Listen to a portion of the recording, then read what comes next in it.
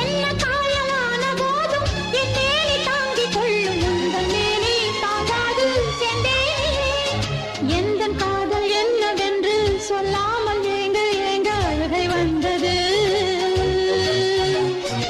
எந்தன் சோகம் உன்னை தாக்கும் என்றெண்ணும் போது வந்த அழுகை நின்றது. மனிதர் உணர்ந்து கொள்ள இது மனித காதல் அல்ல, அதையும் தாண்டி புனிதமானது. அபிராமியே தாலாட்டும் சாமியே நான் தானே தெரியுமா? சிவகாமியே சிவனில் நீயும் பாதியே அதுவும் உனக்கு புரியுமா?